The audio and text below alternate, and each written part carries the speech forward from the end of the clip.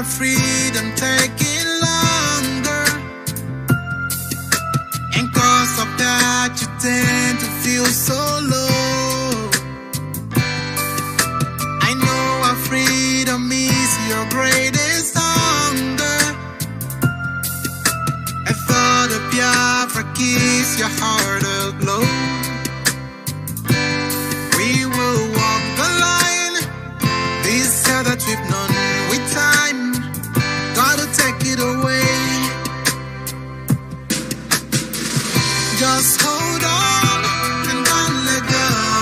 Hold on, do not let go. Just hold on and don't let go. Your flight's just a step away. Just hold on. Hold on, do not let go. Just hold on and don't let go. Your flight's just a step away. Our history has never known no laughter. It's always been this red and black, no green. A nation of this blessed yet hungry people. We shine a brighter light the world will see. We will touch the skies and set up a throne on high, and reign with.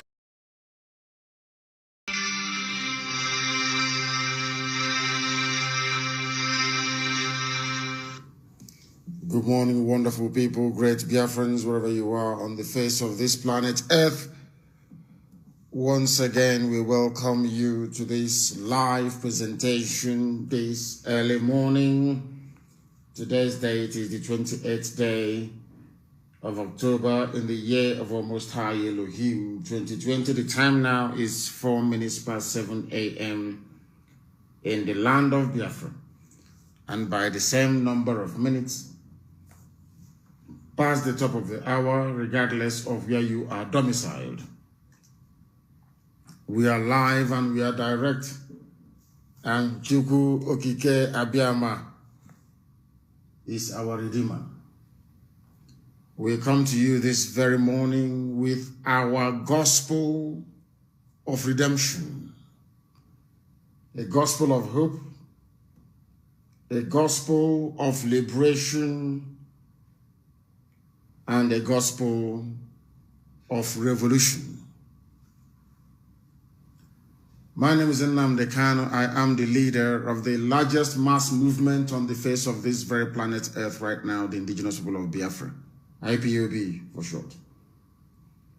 I am also the director of Radio Biafra and Biafra Television, and by the very special grace of the Most High Elohim, Chukwu Okike Abiyama Purumi Ihe Niile, a servant of the wonderful people of Biafra. And I also have a new role now, a servant of the brave youths of Nigeria. As it is customary for us to do on this platform, we are going to pray. And after our prayers, we shall delve into our lectures and our presentation this very morning, after which our lines will be opened, and I will take some of your calls. As I welcome you this morning, welcome other people as well who are close to you. Good morning, good afternoon, good evening, and good night to some of you. And let us pray.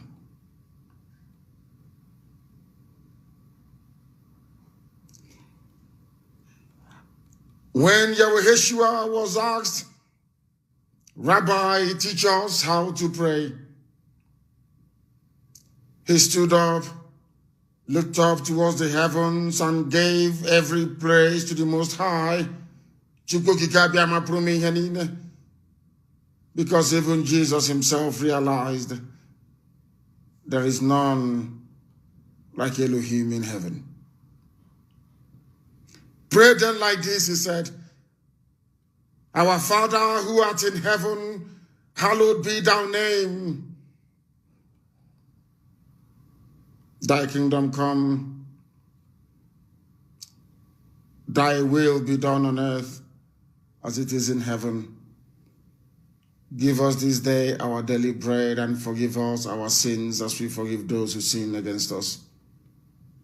And please lead us not into temptation, but deliver us from evil. For yours is the kingdom, the power, and the glory, forever and ever. He said, that was the prayer of Jesus Christ to the Most High. When they asked him, teach us how to pray. And that was how he prayed. Every adoration belongs to God Almighty in heaven. Every glory is his.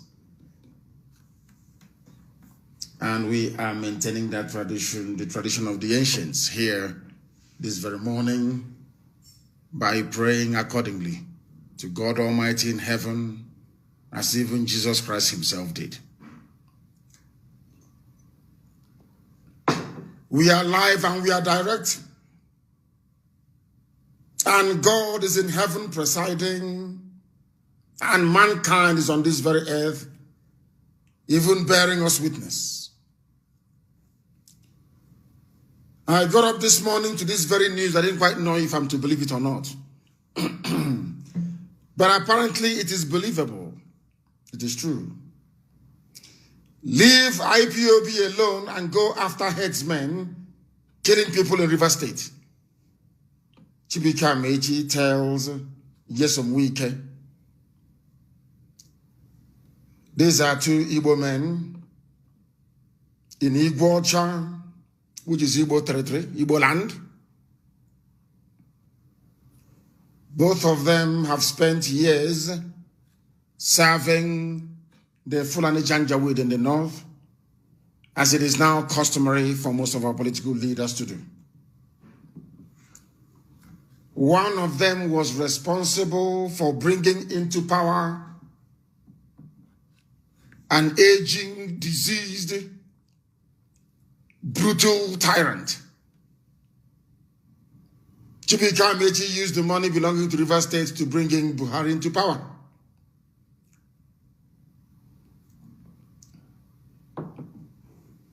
The other one, who we are told, was fighting the Fulani Janjaweed by mouth in the open on television. But in actual fact, he is a worse slave than Chibika Mechi. At least Chibika Mechi speaks his mind. I respect him for that. He is not seeking to be politically correct. I don't know if it is as an act of repentance or political expediency, but recently he appears to be making a lot of sense. Or maybe because he knows his master Buhari is dead long time ago. Leave IPOB alone.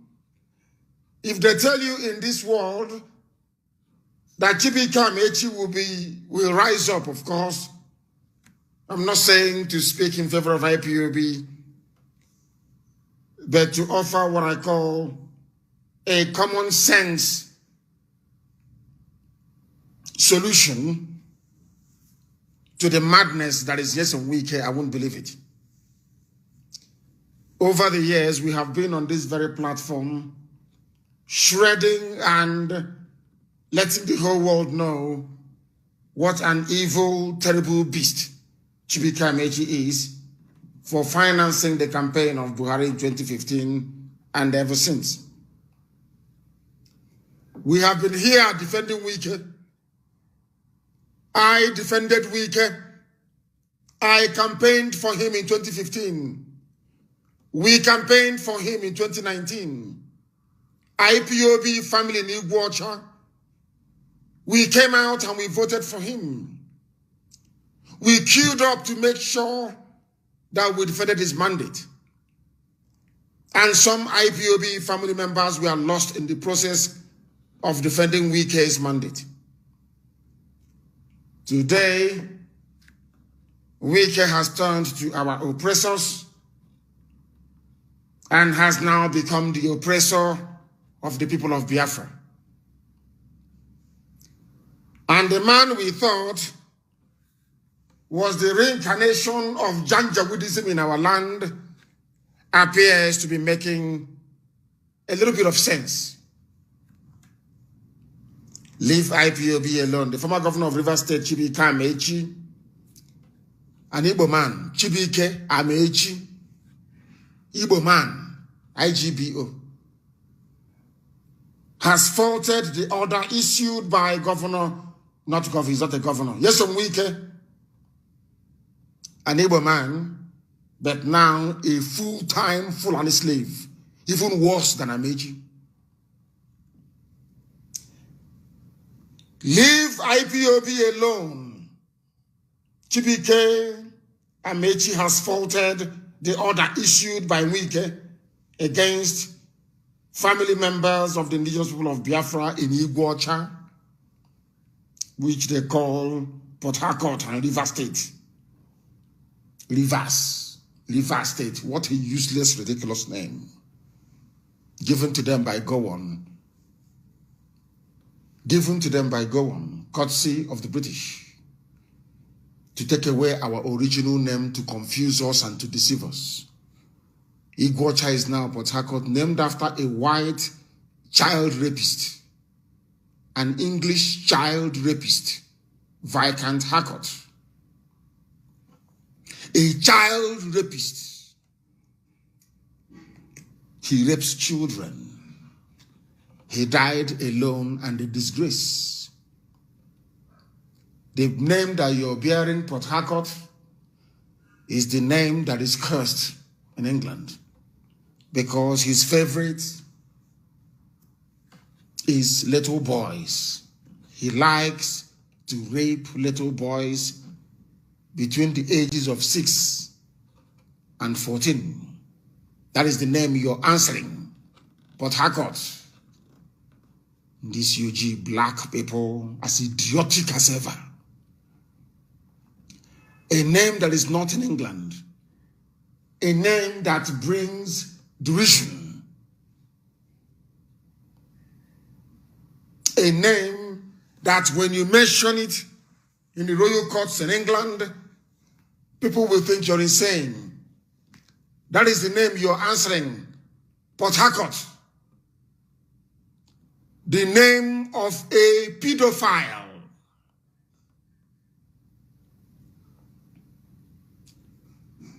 A pedophile, a diseased, a mentally unstable pedophile. That is the name you're answering. Port Harcourt. Rivers. What does it mean in Ogoni language? Nobody knows. What does it mean in Ijaw language? Do you know? What does it mean in Igbo language? Nothing. I hope you're following. Port Harcourt. What is there in a name? You may ask. No wonder they produce one idiotic governor to the other serving the Fulani Janjaweed, because of the name they have agreed to answer. The name Rivers was given to you by Gowon on the advice of the British. The name of the place is Iguacha, and as soon as Biafra is restored, that will be the name. Iguacha, that is the name. There is Igwenga, Opobo, and Iguacha, which is Port Harcourt. For your information, if you don't know, go and research it. These are Igbo territories. And so shall it be forever and ever. Fulani can try all they like. You can replace one idiotic governor with another. That is the name he's going to bear. Igwenga will be restored, and Iguacha will be restored. That is the name.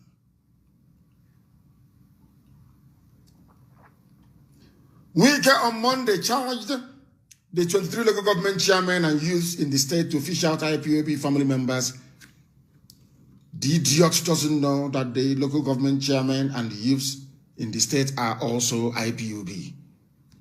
He doesn't even know that he himself is an indigenous person of Biafra, making him also IPOB because he wants to impress the Fulani so that Tambuwal can pick him as vice presidential candidate. Chibika Amechi is the Minister of Transport. He faulted Wike's actions when he spoke in Abuja yesterday. He asked the governor to focus on the real problem in Iguacha and leave IPOB alone. Do you know what Chibika Amechi, who is a full-time Fulani servant, said? You know, sometimes they come to their senses. This was the man who only last week said that the so-called South-South and South-East should come together as one. People are coming back to their senses. But instead, Daily Trust, that is a Fulani newspaper, and some ethnic jingoists in Yoruba land, like Femi Falana, and some perennial idiots and slaves in the East, like Nyawodo, they ganged up to encourage Nyesom Wike to make a complete and total fool of himself. Let me tell you what Chibika Amechi said in his own words. It is very funny that Wike has decided to leave his administrative works to arrest and kill innocent people of Obibo in River State. Innocent people of Obibo he is killing in River State. What have Wike done for Obibo people since he took over as governor of River State? A question I would like Wike to answer. The little Hitler. You know, I hate Igbo governors. From Ifeanyi Okowa to Ibazu to Wike. They're all Igbo. Delta, Rivers, Abia, Ebonyi, Imo, Anambra, Enugu, even Cross River. They're all Igbo, IGBO, Makadi Amama, Igbo.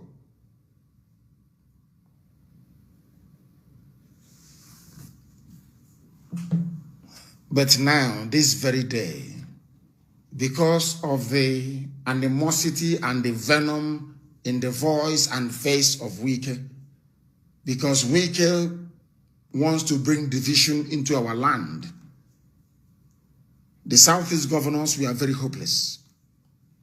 At least they said they have proscribed IPOB. They never asked anybody to go after their own brothers or their own sisters. What Wike is saying is that a brother can go after a brother, a sister can go after a sister, but meanwhile, Fulani is busy raping, pillaging, and killing our people. Wike, what have you done for Obibo? And you know the funniest thing? A few days ago, when the madman Wike was making the noise that we have now come to expect him to make all the time when he's serving his masters, his Janjaweed masters, he referred to Obibo as Oyibo, O-Y, instead of O-B. And he is an Igbo man. Ikwere people are Igbo people. And they know it. Everybody knows it. But because of abandoned property in Iguacha, because of the same thing that the Fulani did to their own... Oh my God, these people are evil. Fulani came and wanted to divide us, the same thing that Wike is now doing today. Fulani said to Igbo people in Iguacha, take your brother's property from Anambra, from Abia, from Ebonyi, from Enugu, from Delta. Take their properties in Iguacha. Tell them you are not Igbo, that you're Igbo, and we will defend you. Wike must learn this morning The people, now listen very carefully, please. The person who was instrumental to that abandoned property regime in Iguacha is an Ogoni man. And believe it or not, Ogoni people are not distinct as some of them claim to be. Ogoni is also an Igbo clan, the same way you have Ngwa today. It's how you have Ogoni. They are Igbo people. The same way you have Ngwa as a clan. Ngwa is the biggest clan you have in Biafra land, the biggest Igbo clan. Ngwa started all the way from Montana. And to Iguacha. To Okwa. Okwa is called Okwangwa. Okwa is Ngwa land. The same way you have, what's it called, Ogoni land. Ogoni. And do you know the funniest thing? Ken Saro-Wiwa, I want to give people the history of the confusion in the so-called River State and the stupidity of some people. Based on what Chibike Amechi said. This history, I kept giving this lecture over the years until Igbo people realized that indeed they are Igbo after all. Now listen very carefully. Who created abandoned property? A man called Ken Saro-Wiwa, who is today, he died a freedom fighter, and we commend that. But you know me, I always tell you the truth. It may be very bitter, but it is the truth, and I will preach it.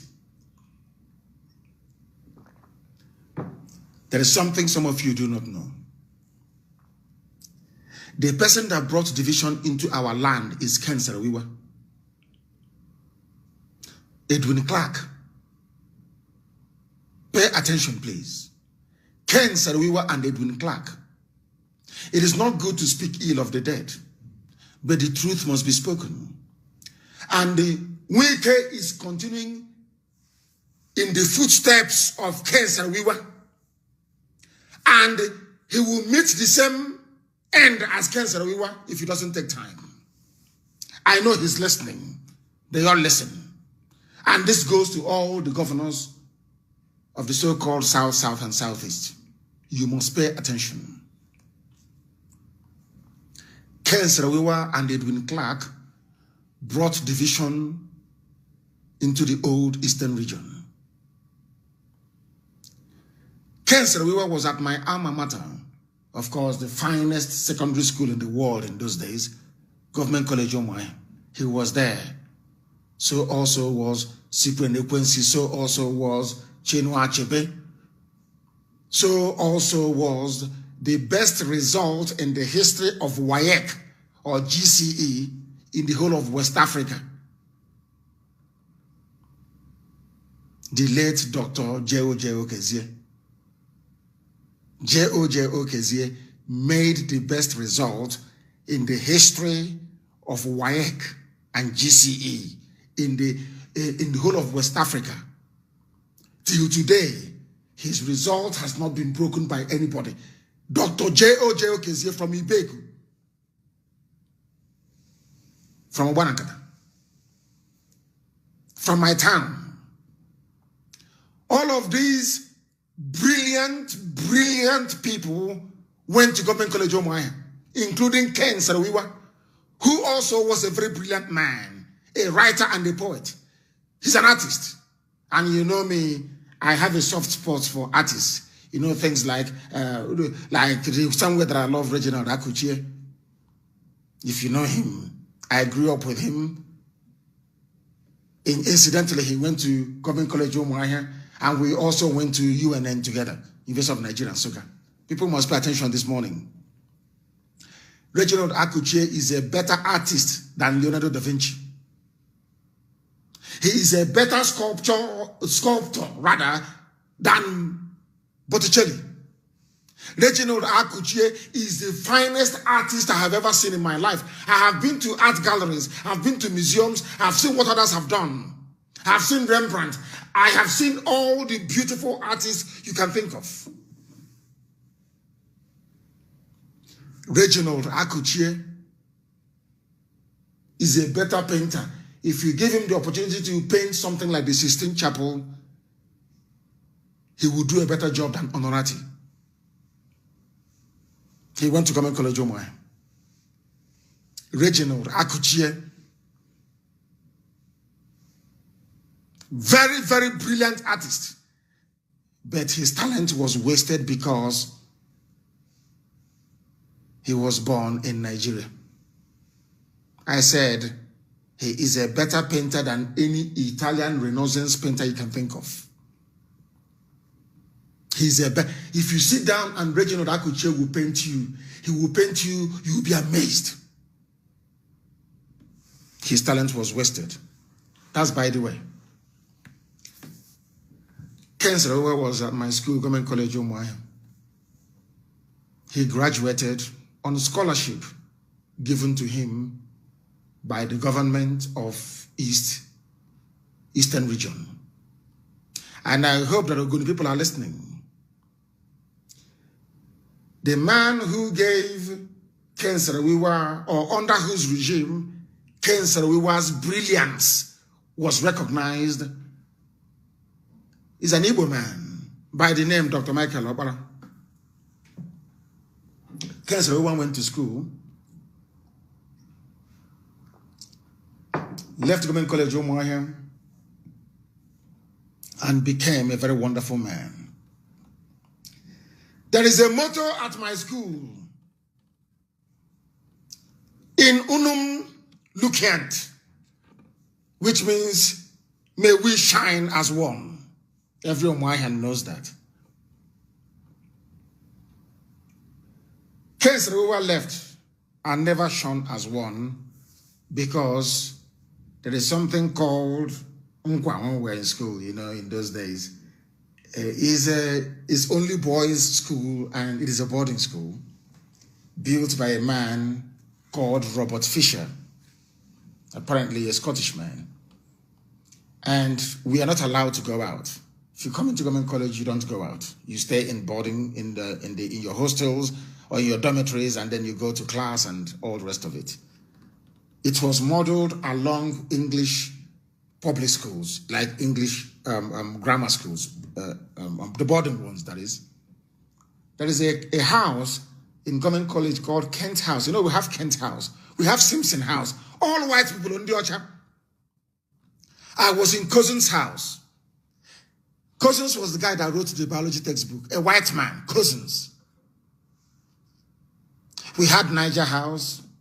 We had Wareham House, another white man. To the left of Cousins' house is Wareham House. We had all these white principals and white people all over the place. And also, as time went on, Igbo principals and the Ijaw principals. Now listen very carefully. I want to debunk all this nonsense about Igbo, all this rubbish that Wike is now peddling. Anybody who knows or went to Government College, you will know there is a house called Erekosima House. Erekosima is an Ijaw man. There were Igbo principals that came to Government College Umuahia. But the only person that they named a house after is an Ijaw man, Erekosima. Are you paying attention? That's during the time of Opara. Everything was done to integrate the East. Is there any house in Government College Umuahia named after an Igbo man? No. But there was a house named after Erekosima. Erekosima was a principal at Government College Umuahia. Ijaw man. And they named the house after him. A house is a dormitory where we stay. Erekosima. And I used to have a dream. When I used to dream in those days, most of my dreams, I was in cousin's house. Most of my dreams were situated in a Rekosima house. And it never occurred to me that anytime I preach this very gospel, Biafra is almost at our doorstep. Erekosima's son died at Government College Umuahia. He was playing cricket. And the cricket, the ball itself hit him on the backside. You know, in Government College, we played every game. We played cricket, we played every game, just name it in the world. We played it.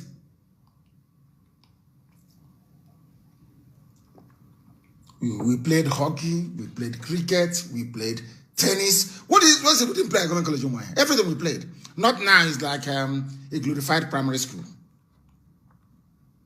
Erekosima's son also went to Government College Umuahia, but he died, unfortunately, because the cricket ball, when they were playing cricket, the cricket hit his scrotum and shattered his testicles, and he died. So after that, they made it compulsory. You must wear a guard to protect your private part before you go out to play cricket. We played cricket at school. Oh my goodness. Do you know Ken Saro-Wiwa was there? Ken Saro-Wiwa went to Government College Umuahia, came out, became a very successful man. And one day we had a dance, Ongwa, during his time at school. They invited, was it Holy Rose? Not Holy Rose Umuahia because they were too small for us. We used to go to Ojumbo, you know, they are the girls that they used to bring to us in those days to dance with. After we have a debate, and after the debate, you dance. As they were dancing, I've forgotten the name of the girls' school that they asked to come. I don't know if it is girls from Stella Maris in Iguacha. No, I don't think so. It was a girls' school, or was it here? I can't remember. A girls' school was invited from Igboland to come to Government College to debate, because we debate. You know, at Umuahia, we speak very good English. Of course we do. We debate, and after the debate, then you have a dance afterwards. And all the teachers and the principal, they will leave, and the boys will have fun with the girls, just dancing or nothing more. Do you know that they invited a girls' school to Government College Umuahia for a dance? And Ken Saro-Wiwa went to one of the girls and said to her, "Excuse me, dance, I want to dance with you." And the girl said no. And Ken Saro-Wiwa immediately thought that the girl said no to him because he is not Igbo. I am giving you factual history. I am sure that Ken Saro-Wiwa's son, if the father was somebody who, as my father did, to tell you what happened during their time, must have told the children this story. A girl said no, an Igbo girl said no to dance with him. And Ken Saro-Wiwa muttered to himself because he's Igbo. That's why the Igbo girl did not want to dance with him, because he's Ogoni and the girl is Igbo. Nobody knew that Ken Saro-Wiwa took that thing away and left Government College Umuahia, became a successful man, and was still harboring that hatred for Igbo people that gave him free education. Allowed him to go to the finest secondary school there is. Ken Saro-Wiwa had bitterness in him. And during the war, Ken Saro-Wiwa found an opportunity to revenge, because an Igbo girl refused to dance with him. And he joined the Nigerian army, and he served with Abacha. Abacha became his close friend. After the war, Ken Saro-Wiwa wanted, not only did he join Nigeria to fight Biafra, the bitterness was still lingering in him. He went and convinced Abacha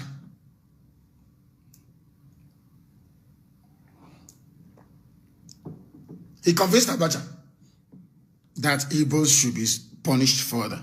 Abacha asked him, "What do you want us to do?"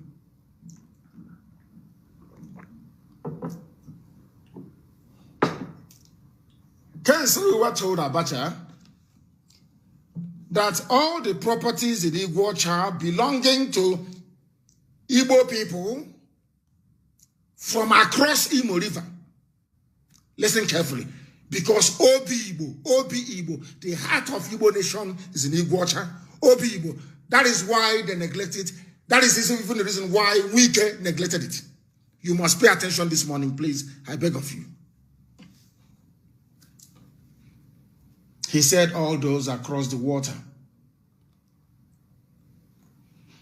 they must lose their properties in Iguacha. And we are going to give it to local people. Those local people, not minding that they're Igbo people, we are going to tell them that they are different.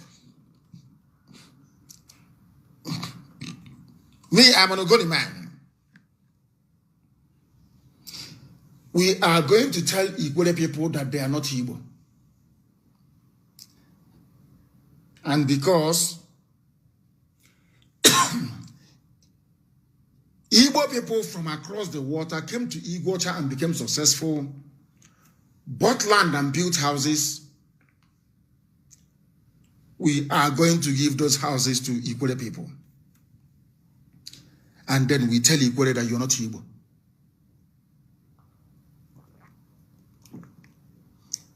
Abacha rang Lagos and asked for approval. The approval was given. Because when that suggestion came and was being discussed in Lagos, you know that the British government, they hear everything that you say. They told the British said, okay, very good. That is how we are going to divide them. That is how we are going to deny the Igbo people access to the sea by making sure that the Igbo people that live by the sea see themselves as non-Igbos. A very simple, very clever plan. Because Iguacha Seaport is there. And that land is owned by Igbo people. Owned, which is Ikwere, of course, owned by Ikwere people. And because of that, in order to deny the wider body of Igbo nation access to the sea, let us tell those that live by the sea that they're not Igbo. They did the same thing in Opobo. And the British said to go on, you can go ahead. It's a very beautiful plan. It's a very good plan. So they can divide us. So the go-ahead came, and Abacha, who was a very good friend of Kansere, we were said to Kansere, well, you can go ahead and implement this. It's fine. It's a very good idea. Now, but in order to make it work, since it is your idea, you are now going to oversee the whole abandoned property project. Kansere spent days and nights touring every community in Iguacha, telling them how they are not Igbo, how Igbo people came and dominated their lives and took over their land and built houses. But meanwhile, he's Ogonio, he's not Igbo, he's not Igbo. He says he's not Igbo. Meanwhile, he doesn't speak Igbo language. The people in Iguacha, they speak Igbo language. They answer Chibike Amechi, which is Igbo. They answer Nyesom Wike, which is Igbo. They answer Odele, which is Igbo. And you know what they call God in Iguacha? Chukwokikabiama. Ikwere call God Chukwokikabiama. I heard it myself. Nobody told me. I was traveling through that area. They told me themselves. Nobody told me. You must pay attention this morning. They said, because wherever a people who are successful are gathered, there's always envy. Ikwere said, okay, from today onwards, we are from Ikwere. We are from Bini. And the Oba of Bini is our brother. We are not Ikwere people. We are not Igbo. Although we speak Igbo, we are Igbo speaking, but we are Ikwere. Yoruba speaking, but I'm not Yoruba. Does that make sense to you? Kansere Wiwa presided over abandoned property. He was the one, despite benefiting from a scholarship granted to him by an Igbo man, despite going to a very beautiful school in Igbo land, because he could have gone to Opeka Grammar School. He could have gone to Stella Maris in Iguacha. He could have gone to one of those beautiful schools that you had, but he got a scholarship to attend Government College in Omai, Fisher High School, for free. He now came back to wreak revenge because a girl refused to dance with him. Are you listening? Now, you know Igbo man. If something happens in the north, you know, if there's a riot now in the north, and there are two Igbo businessmen, one of them had his house destroyed, his cars burnt, and maybe a part of his business still surviving. He is desperate for cash. The other businessman, who is Igbo, will come to him and not offer to give him a loan to rebuild his business, but to tell him, please, I want to buy you out. So it is in us. Igbo people accepted and took over all the properties belonging to their own flesh and blood from across the Imo River. That's all. If you are on this side of the Imo River, in Obi Igbo side, they let you keep your property. If you're from Ongwa, going all the way to Hamufu, or to Gekem,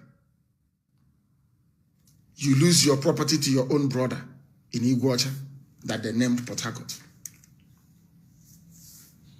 That was Ken Saro-Wiwa's plan, which the British endorsed, which Gowon executed. And in Lagos, they tried the same thing in some places. As you may recall, when our leader came back, he was fighting for his father's house at Queen's Drive in Ikoyi. I think he got it back eventually. Some people in Yoruba land wanted to play smart. They said, okay, if they're taking their properties in Port Harcourt, we must also take their properties in Lagos. But I want to shock all of you this morning.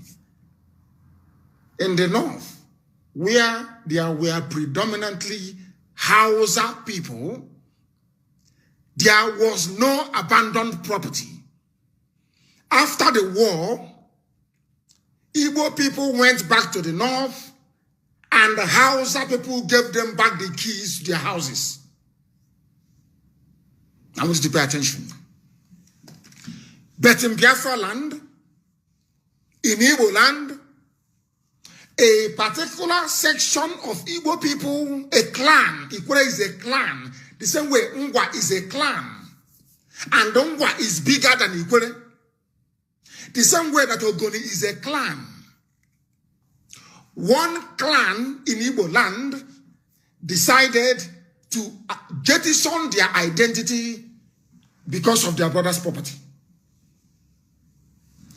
But in Hausa land in the north, Hausa people, because Fulani was busy moving cattle in the bush, Hausa people gave back the keys to Igbo properties back to the owners when they came back after the war. Now the divide and rule has set in. Ken Saro-Wiwa was working with Abacha.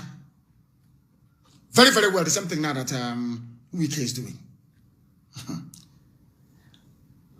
Another Ijaw man came into power. I will call him even an Igbo man because his name is Melford Okilo. Or is it Okiro? He's Melford. Let me get his full correct name. The MPN governor. They said they will vote MP and they will not vote for Zeke. All of those, I call them the Gowon created states. You know, Lugard created Nigeria. People that call themselves Nigeria were created by Gowon. The people created by Gowon. Oh dear me. Things are happening. There are so many things you people don't know about the zoo. The reason why we are suffering today was because an Igbo girl refused to dance with Ken Saro-Wiwa. That is why we can say this rubbish today. That is the genesis of the problem. After all, the man that knew history and told Ojukwu about our name, Biafra. He's an Ejo man, Ejo. The same place with the bloated pig. The same place with Ankyo Briggs. The same place with Edwin Clark. The man who said our name is Biafra is not an Igbo man. He's an Ejo man, Ejo. This morning, all of you must pay attention. I don't even know why I'm preaching this very gospel, but I was moved to preach it. That I should preach it. Because of Wike, I want our people to get to the root of the problem. Because of Nyesom Wike, I want our people to be educated this morning. Education. You all must listen carefully, please. The same man that I told you gave me money when I went to his house in London, the former governor of River State, his name is Melford Okilo. Melford Okilo. Now listen very carefully. Melford Okilo and Okiro, the former IG of police, are all Igbo people. I want them to understand this. And I also want you to know, when I told you about Arochukwu and slavery the other day, I want you to know that most of the people who are Ejo today, Ejo, is either your grandfather or your grandmother is from Arochukwu. If you doubt me, go and ask the pig in the creek. Do you have Arochukwu blood in you? Ask Ankyo Briggs. Ankyo Briggs, do you have Arochukwu blood in you or not? Because you were all sired by our people, captured and taken to the new world as slaves from Arochukwu. Am I lying? Ankyo Briggs, do you have Arochukwu blood in you or not? Eshioja, the pig in the creek, do you have Arochukwu blood in you or not? So when people are telling you rubbish, hey, Judges, he's on this, we are this, I am asking them, you people you were giving birth to by people from Arochukwu, am I lying or not? Yes or no? I want you, some of you with Ankyo Briggs' number, go to her page this morning and inbox her. Please, ma'am, do you be respectful, please? Please, ma'am, ma'am is M-A-A-M. Do you have Arochukwu blood in you? Please answer me yes or no. Some of you that read the nonsense from the imbecilic pig in the creek, ask him a simple question. Do you have Arochukwu blood in you or not? Go and ask Edwin Clark. Edwin Clark, do you have Arochukwu blood in you or not? These are simple questions, they're not difficult.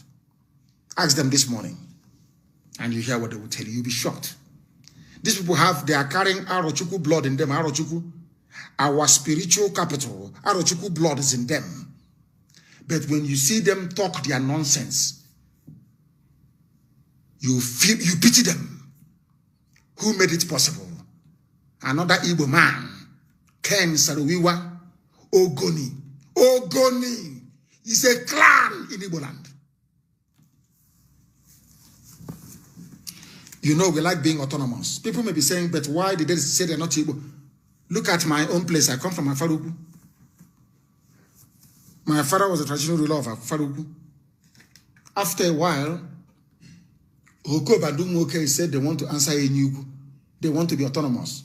My father said, okay, no problem, you can go. Before that, the first son of Afaruku is Okulaga. Okulaga is number one. They are the first son of Afaruku, which is the next village, or should I say hamlet, to mine. Okulaga said, we want to be autonomous. And today, Okulaga has an autonomous community inside Afaruku. Maybe in the future, Isiama will also become an autonomous community in Afaruku. Autonomous means leave me alone. The same way that Ogoni is an autonomous clan in Igbo land. Are you listening to me? Somebody who is an Igbo man decided to be autonomous because a girl refused to dance with him. And he took that bitterness to corrupt and poison the minds of other people, like the Ikwere people, to hate themselves. And they think they are going to enjoy life. Of course not. You don't know God in heaven. No, you can't enjoy. They took their brother's properties in Iguacha. Chief Zetsiobi, one of the richest men you had in those days in Iguacha. My own grand uncle, Dudukoro, Chief Alozie. Who doesn't know him? Chief Alozie owns from Obibo to oil mill on the right. He owns it. Chief Alozie. Who doesn't know him? In Iguacha. Oh dear. Chief Zetsiobi's properties were taken. My uncle's properties were taken. These are one of the richest people that you had. My uncle, De Jacob, studied in America. When he was traveling from Omuahia railway station, when he traveled because he went by ship. He traveled from Omuahia. De Jacob traveled, Jacob Alozie traveled from Omuahia railway station in Ibek, all the way to Iguacha to board a ship to go to the US to study. His father, Chief Alozie, hired one coach for him, an entire train, an entire coach. Only De Jacob was in it with his servants. All the way to Iguacha. When he came back, when De Jacob came back, women removed their wrappers and laid it on the ground for De Jacob to walk from railway all the way to my compound. Chief Alozie, his properties were taken.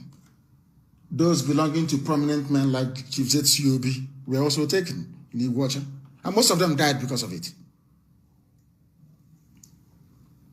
Do you know what Dalozie used to say? Chief Alozie used to say because he was going to court to try to recover his properties. He said if his properties were taken by Hausa people, he would understand. But he cannot believe that people that took his properties are those that answer Ikoku. And his own brother, Dikoku, just lives across from him. People that answer Igbo names in Ikwere land took properties belonging to their fellow brothers.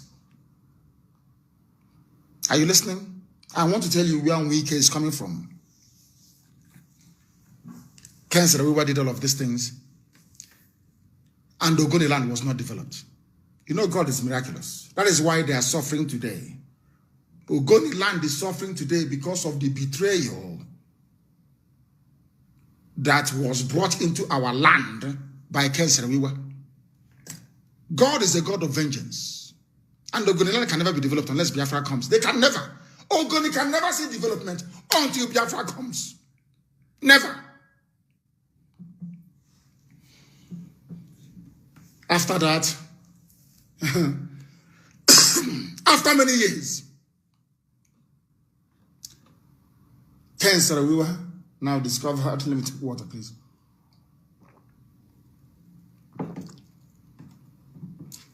After many years, Ken Saro-Wiwa discovered the grand plan of the Fulani. I want to tell you how miraculous God is. Under the regime of his good friend, Sani Abacha, he started the agitation, the Ogoni Bill of Rights.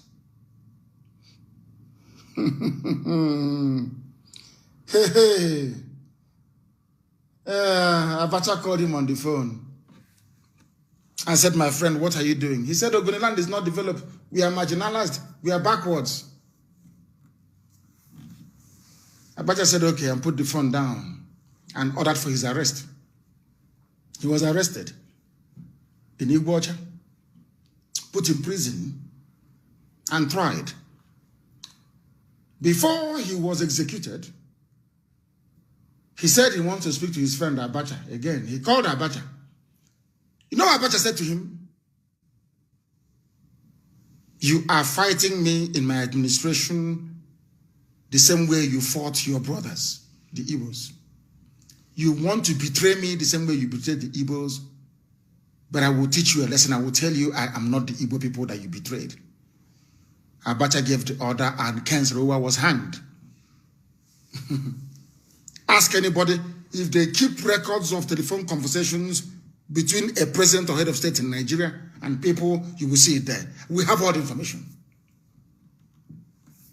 Ken Saro-Wiwa was broken. Abacha said to him, you betrayed your people. I am your friend. I am the head of state, and you want to betray me, and for that I am going to kill you. And Abacha killed him. Because he betrayed his people. You think the Fulanis are not smart? Or the Janjaweed from the north, you think they're not smart? Once the Akanian word, that's why they can never give him anything.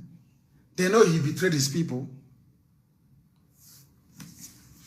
It was the person that gave the go-ahead for abandoned property to be seized or to come into existence, so to speak. The person that Ken Saro-Wiwa went to and said, my friend, let us take properties from Igbo people in Igbo land. You know, it's an abomination. Before God is an abomination. Go and read your Bible, Old Testament. An abomination before God. To take a property belonging to your brother. Land is an abomination. Is Ogoni land developed today? They are my brothers, yes. And my sisters, yeah. But I tell you the truth. Is Ogoni land developed here? I'm asking you.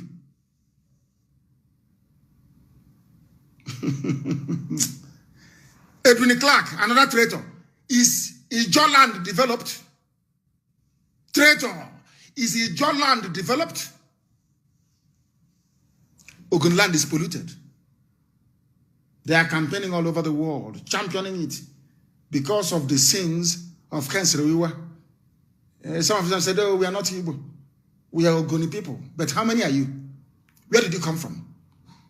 Where do you come from? How can you be in the middle of nowhere and say you are a separate nation?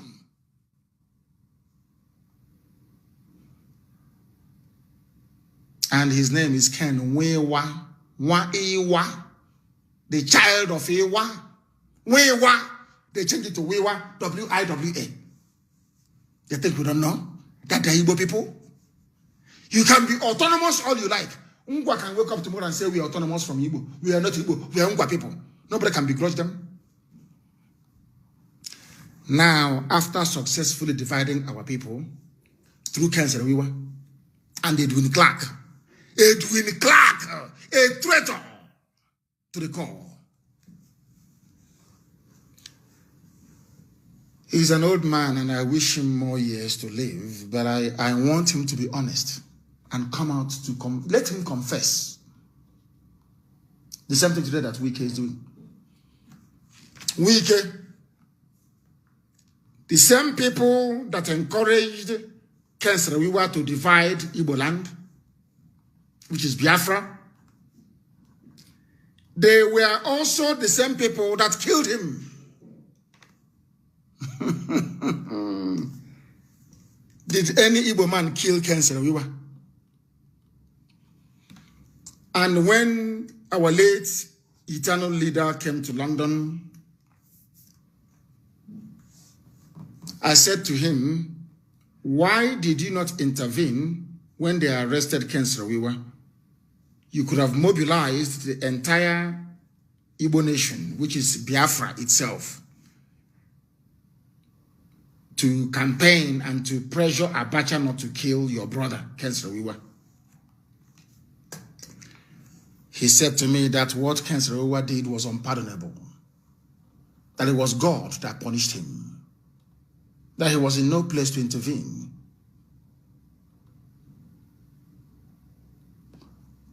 Ojukwu told me this in London. There were many of us there. Ojukwu came to London then with Peter Obi, Chekwas Okorie, Victor Me. Victor Me then was an ordinary treasurer in Abga. We went to buy them clothes at Oxford Street. Victor Me, did you come to England with any clothes? Did we not go to buy you clothes, myself and Ifani Negu, and Samume? And what's his name? Chinedu. What's Chinedu's surname again? Forgotten. Ask Peter Obi now. Ask him. He will tell you. Was I not the one that paid for Juko's accommodation at Millennium Hotel with my credit card? Oh dear. At Kensington, that's where we were. Kensington, London. Chekwas Okorie, well, we found him accommodation elsewhere, not in the same hotel with our eternal leader. Oh, you people, you have all forgotten. Did I run to Peter Obi and ask him for money when he became governor? Mad people everywhere. As I was saying, Ojukwu said he couldn't have intervened because it was God's will.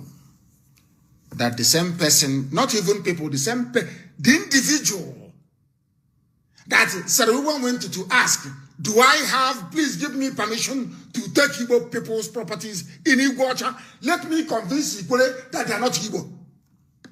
The person he went to, the man that gave the permission said, okay, go ahead, was the man that killed him. I want Wike to learn that we have history on our side. You cannot divide our people. You cannot ask a Biafran to go and hunt a Biafran for you. You can't divide us. There was a man that tried to divide us. Today that man is dead. Not by natural causes, killed by the same people that he was seeking to please through the division of the sacred land of Biafra. Wike, you are going to die disgracefully. Anybody who tries to divide a land that God ordained must exist will die a miserable death. Have you asked yourself why Ijaw land is not developed? Why our mothers go to the creek to drink from the same water that they go to toilet in? Have you asked yourself why? You people, you play with God. You don't know Chukwu Okike Abiama. You don't know. Some of you don't know because you're not in the spirit. Ijaw, do you think if you remove yourself from Biafra, you'll be developed? Fulani will swallow you overnight. I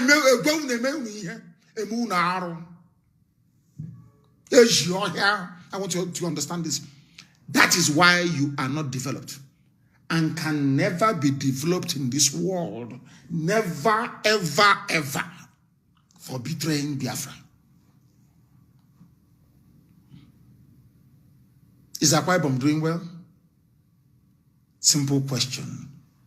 The reason why Akwa Ibom is doing well is because of Philip Effiong. God had mercy and said, because of Philip Effiong, I will leave you alone. All of you that said, we are not Biafra, I'm not Igbo. Are you doing well today? Are you better off than Anambra, Imo, Abia, Enugu, Ebonyi? Are you better than them? Simple. You think you can divide the people of God? God will strike you dead. You can. Nobody can do it. No human being can do it. Let me tell you. Your name is Nyesom Wike Waike. Because we are known by who our fathers are. His name is Ken Wewa Wa Ewa Wa NWA IWA Wa Ewa. The same way you have Wachuku, they change it to Wachuku WA. The same family. Wachuku WA. Wike is, they took away the N. Wa-Ike, he took away the N. So they will sound, they will say, I'm not Igbo. Wa-Ike is his name. He took away the N, took away the A, and said it's Wike. W-I-K-E. The name of the foremost Ogoni freedom fighter is Ken Nwa-Iwa. They took away the N, as Wike did, took away the A. It is now Wiwa, W-I-W-A. To hide their Igbo identity. The same thing that Ken Saro-Wiwa did with the same surname, or should I say with the same alphabets in the surname. Nwa-Ike is N-W-A-I-K-E.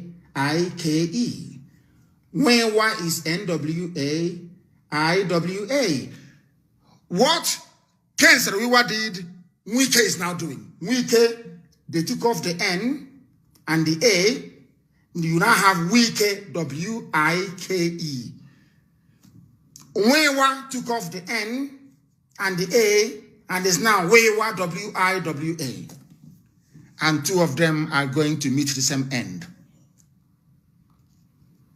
Wike, I am laying a curse on you that you may know that God Almighty sent me.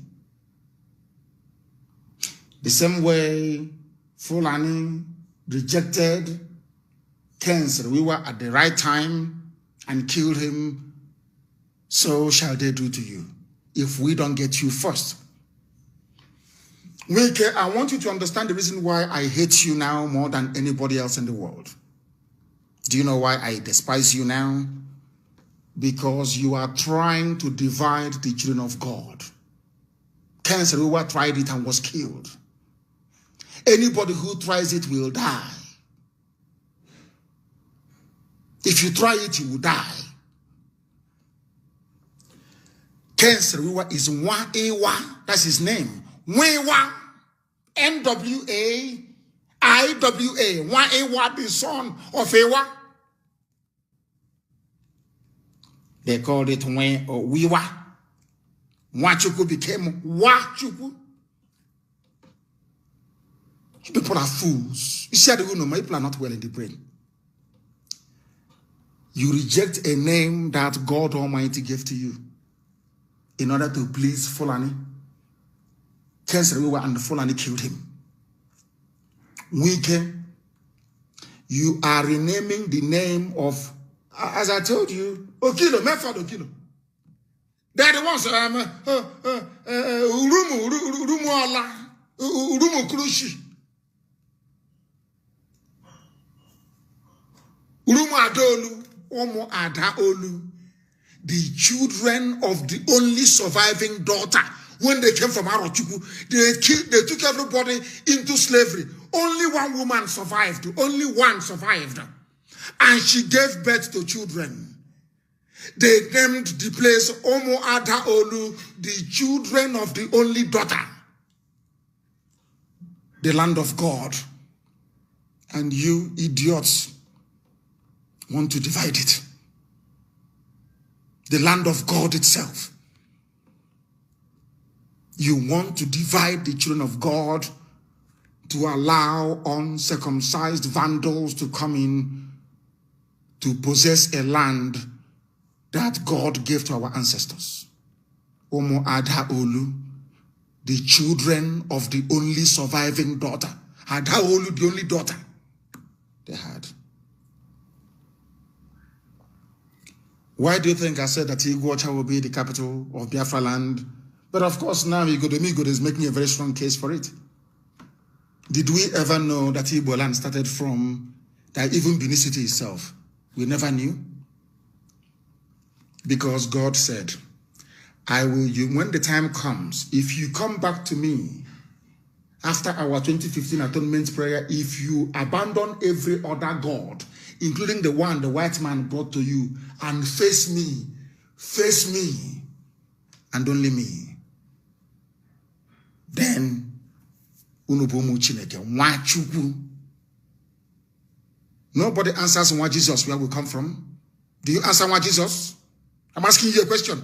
Or Nwa Muhammad? Is that your name? Is your name Nwa Muhammad or Nwa Jesus?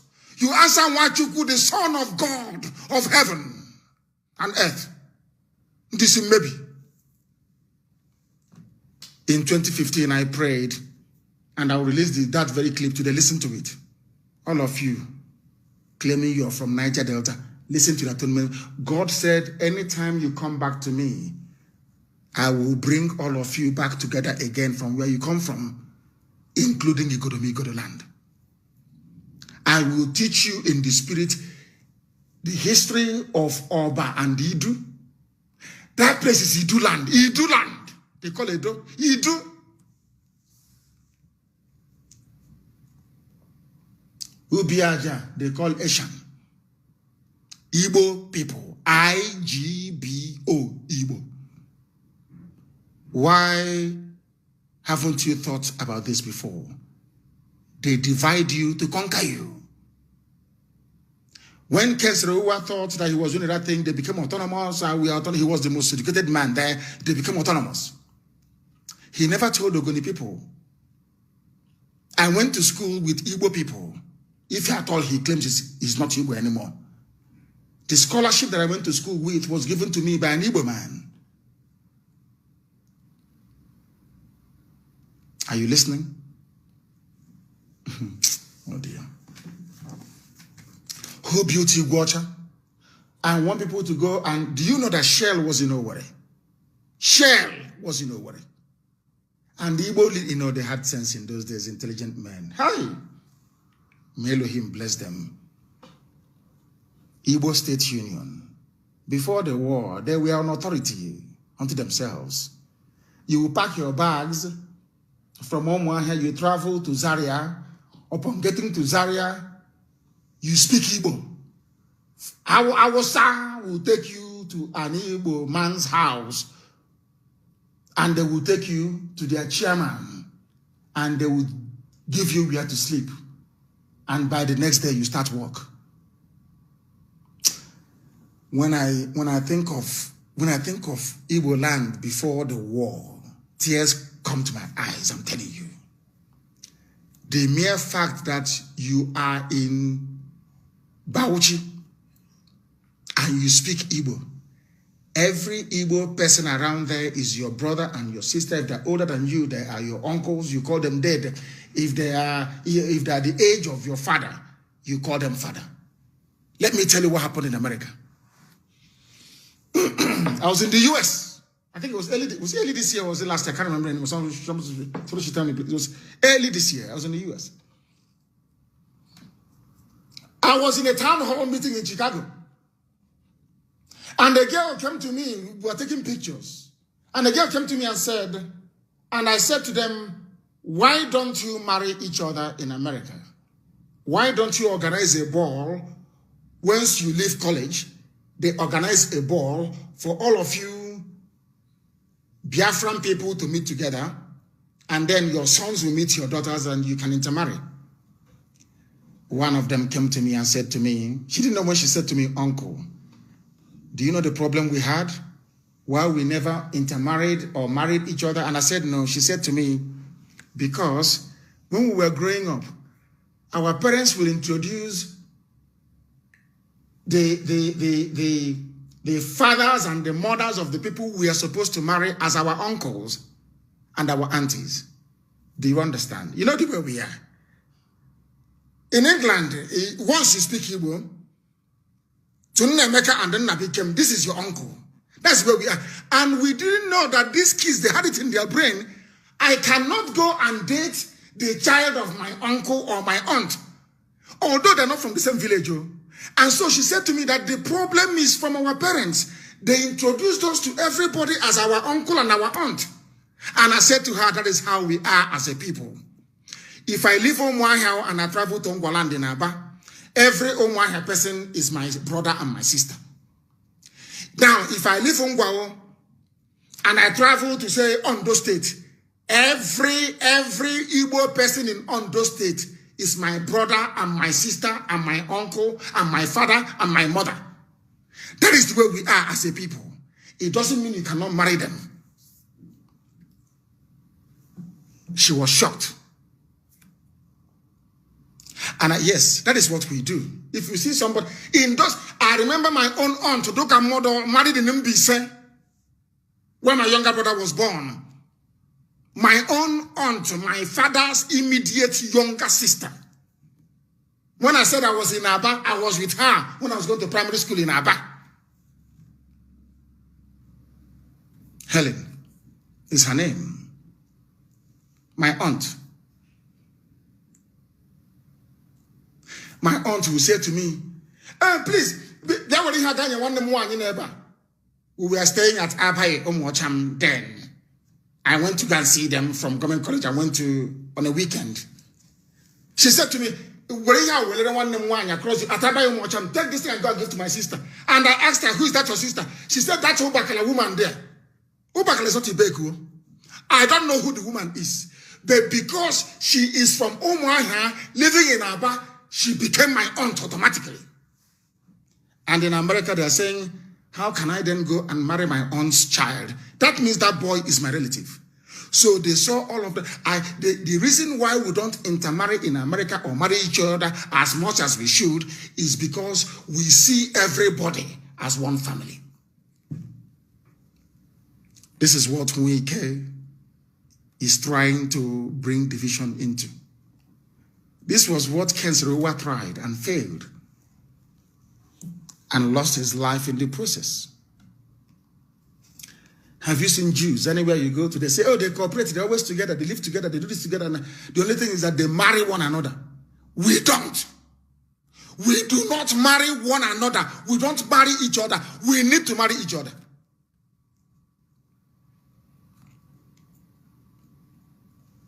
We need to marry each other more. Do you know Margaret Ekpo, where she comes from? The one that they named Calabar Airport after. Margaret Ekpo is from Nnewi. But she married a man, an Efik man. Ekpo. Are you aware of that? The regard I have for P2B is because the wife is from Cross River State. We need to intermarry more. We are all one people. It's just like somebody from Samaria marrying somebody from Judea. The language may be different. Some of you do not know that in Israel, you have many languages. Do you know that? The same way you have Ogoni in our, you have a zone of Kolokoma, as they say, you have a Fik language, you have a Bibio. Do you know that even in Israel, one people created, they all descended from Jacob. They have now, listen, people don't know anything else. They have Hebrew. They have Yiddish. Are you aware of that? There's a language called Yiddish. They have the Hebrew language. They have Yiddish. And for some of you saying, oh, but in Bini, they speak a different language. Now let me shock you. I want to surprise all of you. Do you know that Hebrew language is new? It was written by one man. I've forgotten his name. Go and Google it. Hebrew language was written to unite all the dialects of the ancient tribes of Israel. Do you know that in those days, somebody who is from Judea spoke a different language from somebody who is from Samaria? Are you aware of that? But they are all Israelites. Are you aware? Are you aware? I'm asking you. So having different languages, maybe from Benin to Ogoja, from Ogoja to Oron, doesn't mean you are not one people. That was why a man, let me actually Google it, how the history of the Hebrew language. Because there is a language also called Aramaic that they spoke when Jesus was on earth. Aramaic, they have Hebrew, they have Yiddish. Let me see if I can actually do it myself. Whilst we are still, I don't know what came over me this morning to preach this gospel. I have no idea. It's weak, and because of what Chibuike Amechi said. You are not pursuing Fulani killers and headsmen. You are pursuing your own brothers, that the Fulani headsmen may kill them.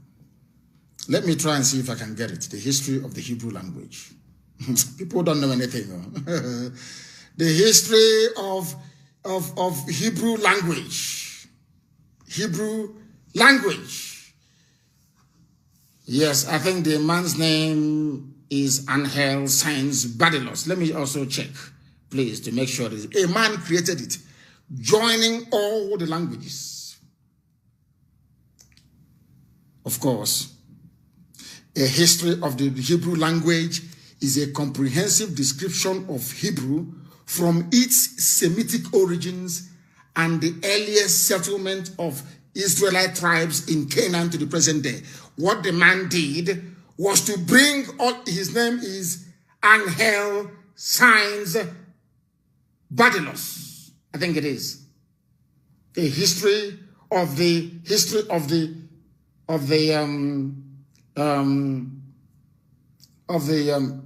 Hebrew language. Go and read it up. You will see it. One man created it.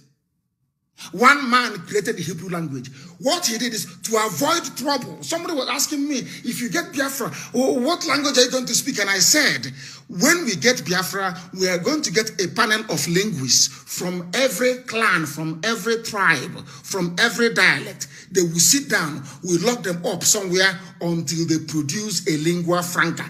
The same way the Hebrew language was produced to cater for everybody that sees himself as a Jew, as an Israelite. Do you see how what Ugo Kikabiama is doing? Replicating what has gone before in our present time. Wike, for attempting to divide the house of God, you will die disgracefully. I lay a curse on you today. You will die shamefully and disgracefully.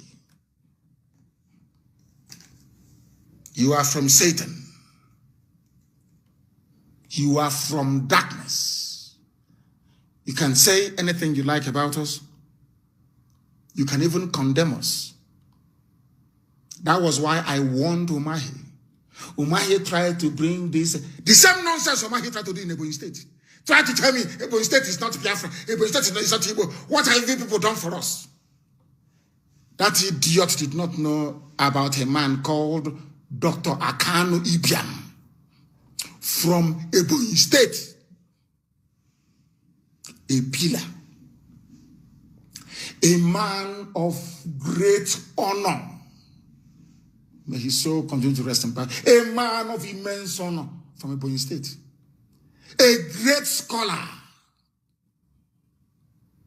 Him and John Lennon were the people that returned their whatever rubbish from the Queen of England because of the war, because of how Britain treated Biafra from Ebonyi State. And I asked Umahi this morning, go and read the history of Dr. Akanu Ibiam and emulate him. That one day we are all going to die. One day when you leave, people will sing your praises the same way we are singing the praises of Akanu Ibiam today. It's from Ebonyi State. But you see Wike. Wike is a dead man walking. Dead man walking. I didn't want to teach this history today. But you see that Asian here in the creek. With Arochukwu blood in him. Arochukwu. He doesn't know the meaning of the word Arochukwu. The children of God, the worshippers of God, the house of Levi that we have. Those created to worship God. Arochukwu. You have the blood of Arochukwu in you. Ankyo Briggs, you have the blood of Arochukwu in you, the children of God. And you're telling me I'm ladhood like garbage. Ndara. Anyway, you are imbecilic. What do you know? Ndara. Ask them all. Hey, we don't want Biafra. This is your Biafra. Ask them, do you have Arochukwu blood in you or not? If you doubt me, we do a DNA sequencing. We see if you and I share the same ancestry or not. Mad people. You think that different language means you're a different person. Stupid fools who don't read history. People who are badly educated. In Israel, in the land of God, there's Aramaic, there's Hebrew, there's Yiddish, and in fact, let me ask them how many ancient languages did they speak in Israel? How many, Google it, how many Semitic languages did they speak in Israel? People don't know anything. Then you want to come and debate people who are learned. Huh? How many Semitic languages are there in Israel? Did they speak in Israel? Mad people everywhere. Ndiara. When they think I will just come out one day and start saying what we do not know. What we do not know. How many languages are there? I ask you. In the Levant region, that is the name is Levant. Levant, not Middle East. You know Britain? It was Britain that named the Middle East. And Asia, they named them Far East. So you will not know your history. Once they use that layer to cover you, River State, your history is forgotten. You no longer know who you are. Your name is Iguacha. And the name you're answering is a name that is cursed. Port Harcourt is a cursed name. Cursed name. If you do not know. That is why there can be no development in Nepal. Go to Bayelsa. Is there any development? Apart from what the last governor did or tried to do, is there any development? Are people meaningfully employed? The answer is no. We cannot allow anybody to divide us. We are the children of the Most High. I'm now going to. I'm very, very sorry. I only wanted to analyze a lot of news items we are seeing today, and I'll just go through them very briefly, please.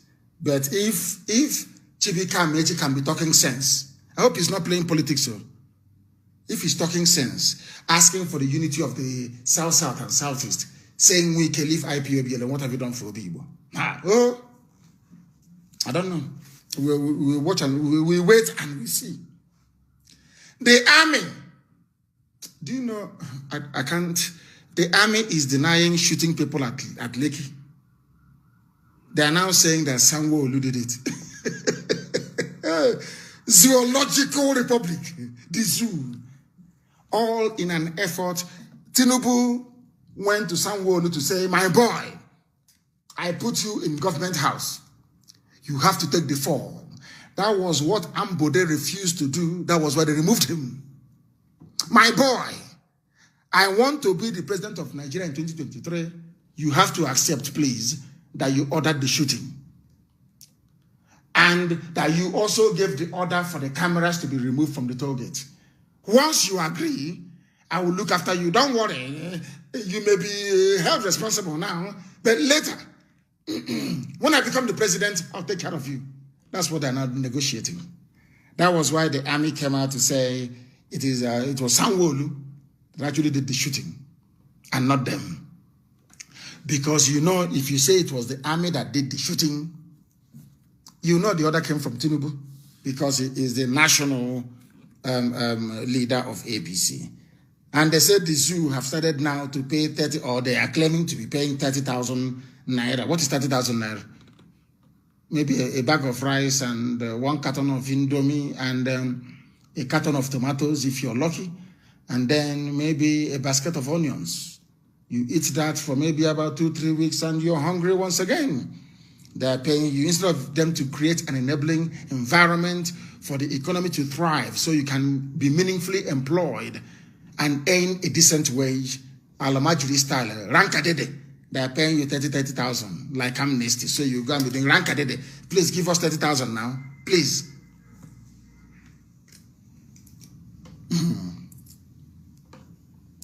And as the Southeast governors and South governors are faffing about and fooling about, Amotekun is recruiting a more 1,500 personnel. And Yoruba land is developed, relatively speaking, of course, compared to the others.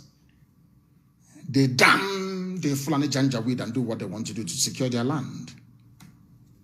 Do you understand that now? They think the protests have ended, they are mad. We are entering into a new phase of a proper revolution when this these children pour out on the streets again, politicians, you better run, because they are coming. And for those of you in the army wishing to join young Nigerian youths, leave the army. The number is there. Call it and leave the army and come and join Nigerian youths to create a new society. Now is the time. Now is the time. Makinde orders recruitment of 1,500 officers to kickstart Hamotekun in his own state. The governors in the east are busy inviting the army to come. Do you know it's the governors that pay for the army, that paid for the army to come during Operation Patton Dance 1, 2, 3, and 4? Are you aware of that? If you're a governor, you pay for the army, you rent army to come. Compared to Yoruba governors. Yoruba governors are recruiting their own people to provide security in Yoruba land. Igbo governors are busy inviting Fulani killers from Gambia, from Mali, with police uniform to come to their land to kill their own people. And you say we shouldn't hate them. Oh, please. Oh, please. Oh, please. The revolution is coming and nobody can stop it. You know the number to call if you are in the army and you want to leave the army to come and join the people. Somebody said we should add the police. And another person said no, they'll start taking bribe from those who are coming to serve. They'll be there saying, no, pay us bribe before we accept you. They'll be collecting money. So they said we shouldn't add the police because the police is irredeemably corrupt. Police, hey, they'll become informants for the zoo. For the zoo, they'll become informants for the zoo. The salary of a senator in Nigeria is over 1 million naira every blessed day. And what do they do? Nothing. Nothing, absolutely nothing. And that is why the zoo must fall. I thank you all very much for listening this morning. But let me see if I can take some of your calls.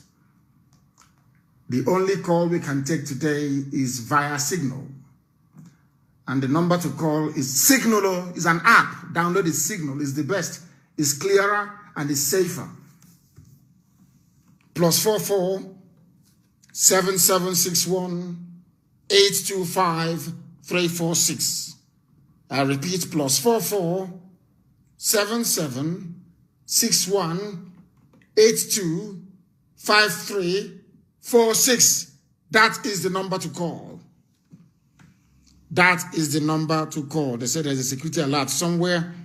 Nigeria Army has blocked the road again by Yam Zone, and they're stopping every vehicle and picking up every person there. They only allow the women to continue. Is okay, Zipasu, and is people aware of this? It's okay, Zipasu, aware of what the army is doing in Aba. And why are you writing to me? We outnumber them. You kill them. Attack them and kill them. Because they take these people and they go and kill them somewhere else and hide their bodies. Attack them before they attack you. You people are foolish. You keep writing rubbish to me. Attack them. Yeah, at Yam. Kill them there. Kill them. Let them die. You allow them, they set up roadblocks and they're taking you and you start talking rubbish and writing nonsense to me. The caller on Signal, can you hear me? Yes, I can hear you. What is your name and where are you calling us from?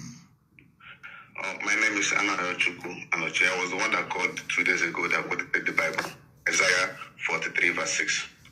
Okay, go ahead. Go ahead, please. Yes. Okay, sir. Now I want to just put some things I got to. I found out that there's some things I noticed I want to get your attention to. Yes. It's about the engineers of your station. If they can try to always put up the mic when you finish your broadcast and after our Biafran national anthem, if they just put it off, because sometimes I notice that I heard some noise in background, some so that we don't put out some information that is not necessary to go out. Immediately the broadcast finish, you finish, and after the national anthem, immediately to at least 2 seconds to just put it off. I noticed that, so I just wanted to bring your attention to that, to your engineers. Thank you very much. And we have noted that. Thank you very, very much. I was writing it down. I have some other things to. Please go ahead. Permit me, sir. Go ahead. Yeah, this is about security, but it's not like it's a public. It should be a public information, but it's about security. And this goes to everybody all around the world. It doesn't matter where you are. For monitoring, so people that now the telephones that are being monitored, there is a code. It's a factory settings code. It's just for any phone. It doesn't matter where you are, and it don't have to be in Nigeria. Anywhere in the world. If you permit me, sir, I can release the code. Release it. Release it. Of course, release it. Very good. Thank you, sir. Thank you, sir. The code is, if you're listening, whatever phone you're using, you just dial it. Go to your dial, put hash. Sorry. You start with, you just put star hash 61 hash, and then you send it. This is to confirm if your telephone calls is being forwarded, that is being monitored and being listened to. If you confirm it, this is the number to do the code to confirm it. You just check it like star hash 61 hash and then send. It will show a message on your front screen and tell you if your phone is being monitored or is being listened to. And what I'm doing it now. You say is star hash 61 hash. Then send. I'm sending it now. Let me see what happens. MMI code started. It says call forwarding when no reply. Your voice is my phone is not being tapped now. My voice is not being forwarded. My data is not being forwarded. My fax is not forwarded. My SMS is not forwarded. My sync is not forwarded. My async is not forwarded. My packet is not forwarded. The pad is not forwarded, which means this very phone I'm using is not being hacked. Nobody is listening to it. You're correct. If you do it, if you put it in your phone, everybody, those of you in Biafra land, please do this. Star hash 61 hash.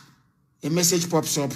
Anything here that is forwarded elsewhere, please discard that phone and go and get a new phone. They have your IMEI number. They track you through IMEI. Before they arrest you in the zoo, they track you through the IMEI number.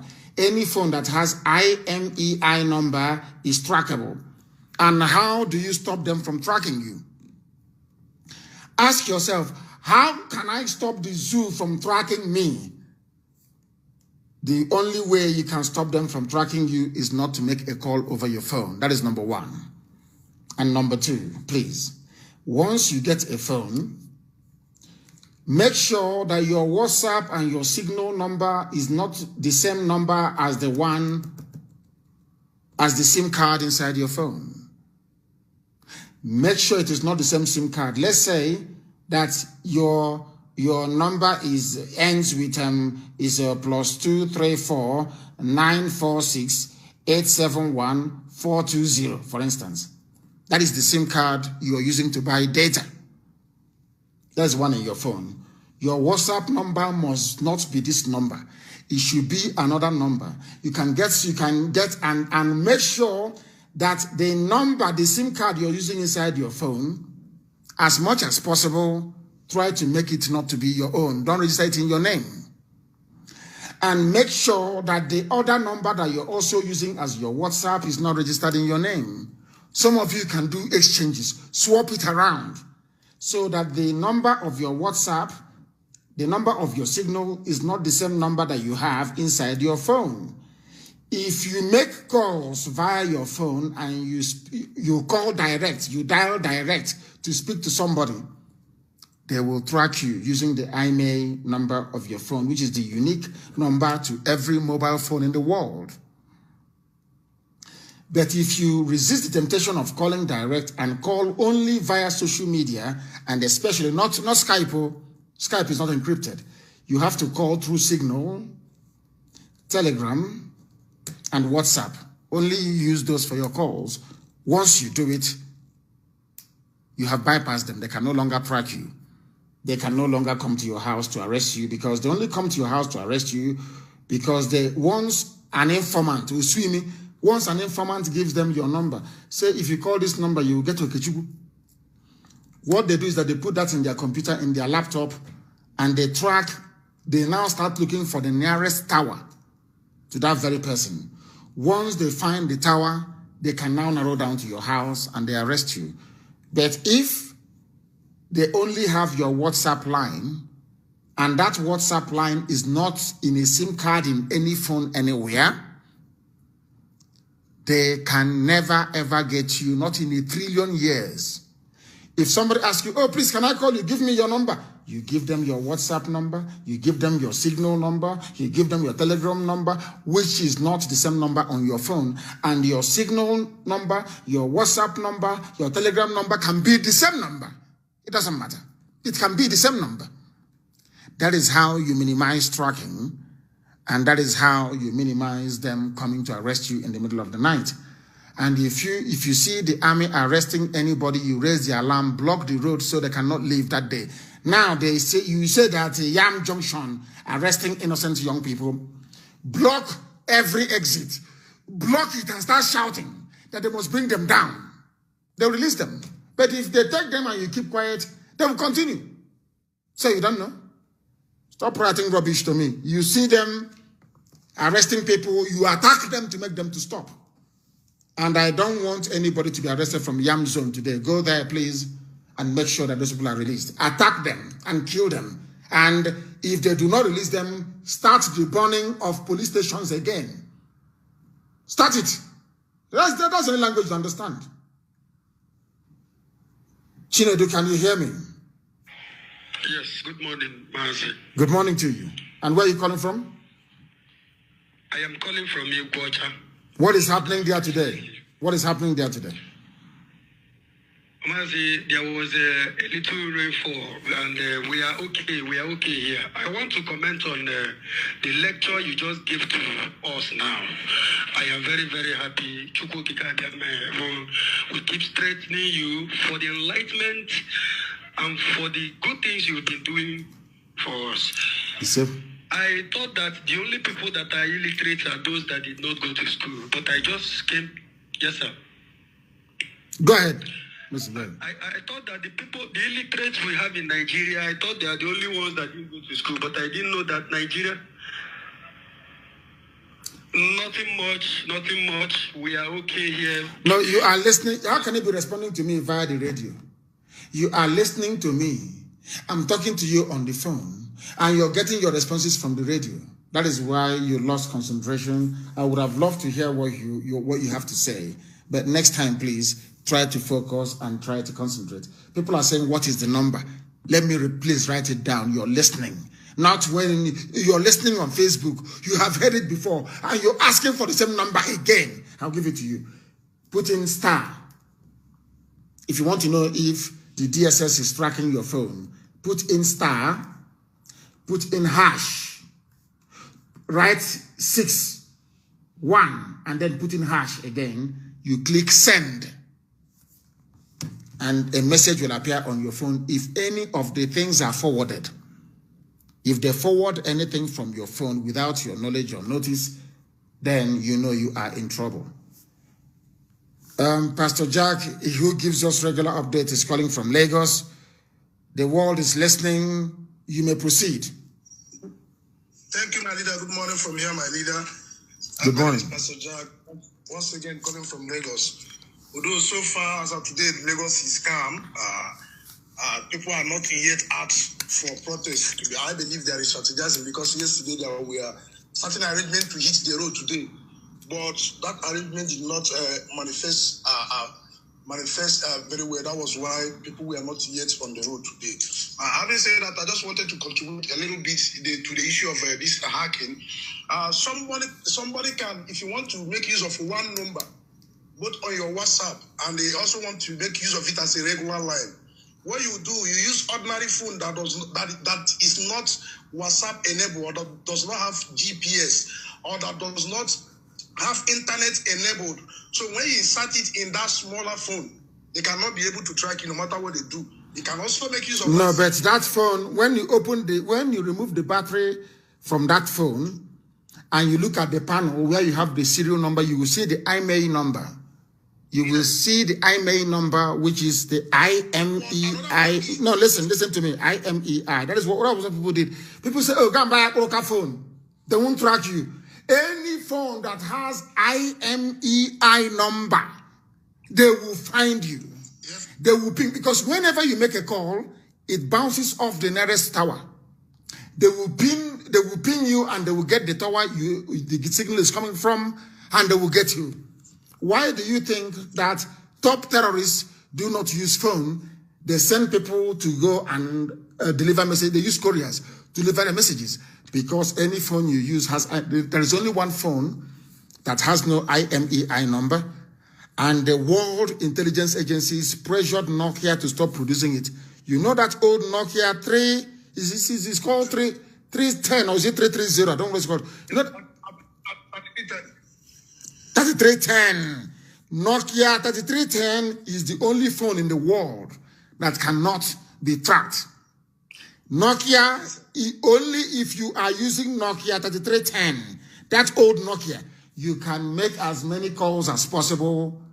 They do not have your email number, and they cannot track you and locate your precise location or find you where you are. Anything else, once you open the battery on the phone or any phone you have, there is an IMEI number. And once they have it, you're a gunner. They will get you. Please, don't even risk it. Go on social media. Only use WhatsApp, Signal, and Telegram to call. Go ahead. All right, sir. Another one is on the issue of Yeso Wike playing the Janjaweed slave card. Now, Yeso Wike trying to convince people that Iguacha is not Biafra, or where I listened to his comment where he gathered the youth was saying, we allow Igbo, we allow Hausa, and all that. I said, what? What is this man talking about? How stupid? Are you trying to deceive that Iguacha is not Igbo, not part of Biafra?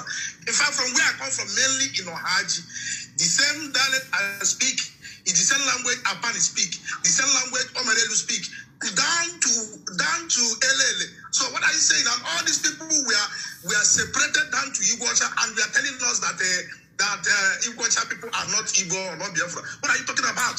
You are from Ohaji. Do you know that some people from Ohaji were carved by one Fulani woman into Niger Delta? The same Ohaji is in Niger Delta. Yeah. Mad people everywhere. We speak the same language, and they're talking rubbish. Who are they trying to deceive? All of us speak the same language, and they're telling us Iguacha is different from Igbo for Biafra. You are just deceiving yourself, because we understand the history and we know the history. The Janjaweed can just use it for once, but we understand at a given time, your reign will also cease to exist. This is just my little contribution this morning, my leader. Thank you from here, sir. Thank you, and well spoken. You have Ohaji people in River State, Eboma people in River State, and you say, Chineke, what type of God made these people? What type of God made them? Please, if you have called before, do not call again. And I need video evidence of the onions market, the harassment going on at onions market. I need confirmation, and I need video evidence, please. If it's actually going on, do not allow them to leave that very place. And Abia will burn today if they try that rubbish. Mad people everywhere. Tell the idiots to go back and sit down. We are not criminals. We can police our land. Tell them to remain in the barracks, or better still, go and fight Boko Haram, Fulani Janjaweedism in the north. There are many Fulani terrorist groups in the north. They should go and fight them. They should go and fight them. The caller on Signal, can you hear me? I can hear you, sir. Yeah, I called back. I'm Anayo Chukwanochi. Yes, go ahead. One the local government, the one that is calling from Romania. Go ahead. Yes, I gave the code, but I didn't, the phone cut off. I don't know what happened. I thought it was from the network. I didn't give the deactivation code. There is the deactivation code. What is the deactivation code? Yes, sir. The deactivation code is #002#. I repeat, if you want to confirm it, you confirm it with star, like you said to them, *61#. So now if you found out that it doesn't matter, you have to deactivate it. If you found out that it is or is not, put to deactivate it. Put, to be very sure, put #002#. #002#. This is how you deactivate it. And this goes to everybody, no matter where you are. Mostly diaspora, Nigeria, where you are, is very good. It's very important. So you deactivate it and then nobody listens. And you should be doing this at least every 2 weeks. At least every 2 weeks. Thank you very much. I want to say something else. Go ahead. Can I please? Very briefly. Others are waiting. Very briefly. Go ahead. Yes, sir, immediately. I want to say to all the celebrities, please, every celebrity that are doing work, we appreciate what you're doing. Nobody is trying to take your glory. We are fighting for one cause. Now, peaceful, tell your fans, your supporters, you people, gather them, you people will keep protesting. Peaceful protest. Peaceful protest. I want to give credit to Mr. Sean Kuti. He's doing a great job. He's not standing down. He's like his father. He is like his father. His father. That is how you know those who are fathered by Janjaweed. If you want to know those, go and look at the children of Fela and Nikolakpo Kuti. The way they speak like their father. Anybody who knows my father will know that despite every attempt to bribe him in this world, to convince him to abandon truth, he never capitulated. Go and ask Joseph Kalan, he will tell you. That is, if you are an honest man, you will give birth to an honest child. That is only if your wife goes outside to go and get pregnant and come back and say the child is yours. That is the only reason why a child will behave differently from the father. It's as simple as that. Fela's children are behaving like their father. Upright, very bold, and in your face and telling you the truth. But look at the rest talking rubbish. You go and check their father, like Nyanwodo's father was a traitor. They had money in Barclays Bank. After the war, every family was given £20 to start life again. The Nwodo family got all their money back. That is to tell you who they are. The father was a traitor. And then Nwodo himself is a traitor. That is something you must know. Thank you very much. Sir, I want, please, sir, the last one is very important. Please, sir, I'm sorry. Can I? Yes, go ahead. Sir, please, there is this question I've wondered so much all my life. And I know you are the only man I know in this world that have intelligence and wisdom at the same time. I would like you to answer it for me, sir. I wonder why the British, when the British came, why they persuaded us through Anglican and gave us the Bible, why they already knew that we are the children of God. They knew that, they know. And they persuaded us and they gave us the Bible. Why they did not do the same to the Northerners? I want to know, sir, please, if you can educate us on that.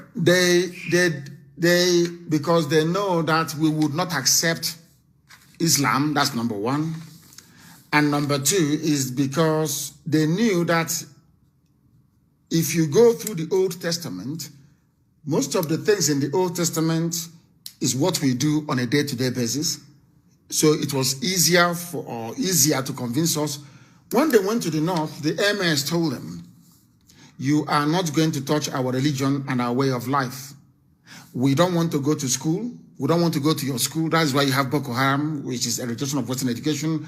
The Northerners said to them, the oligarchy, the emir said, the only people who can have education is our own children. That was why the likes of Ahmadu Bello went to school, but other people did not. And they said, you cannot touch our religion. Those two things were very, very paramount. They reached a deal, and the Northerners said, we will not fight you. If you don't force us to go to school and you don't tamper with our religion, we are not going to fight you. You can take over. That was indirect rule. You can take over and rule us, and then we rule the people on your behalf. That was what happened. And let me tell people something. I'm coming. Hold on a second. Let me tell people what they do not understand. The white man, in the main, is a racist pig. Now listen to me, they are racists. And when they went to Israel, the Knights Templars went to Israel. After all, there was the Kingdom of Jerusalem that no, they're not paying attention. There is a place called, go and Google it, the Kingdom of Jerusalem. The Christians, oh, but I respect Europeans, child. My goodness. I respect them. I respect them. I respect them. And I will tell you why I do respect them. Look at the map of Europe. And look at where the Holy Land is, Israel is. Do you know that when the news of the work that Jesus Christ is doing got into Europe, when Emperor Constantine became converted into Christianity, Europeans were in their homes. Do you see why God blessed them? Even if they're not worshiping God the right way, I want to let you understand why they are blessed by God. They had this very gospel that Yeshua was preaching. They are in Europe. And at a time, they also heard that Muslims had taken over Jerusalem. Do you know what they did? Oh, those people, the Europeans. I know, I'm not going to give you their secret, I know it. And when Biafra comes, you see what shall become of Biafra.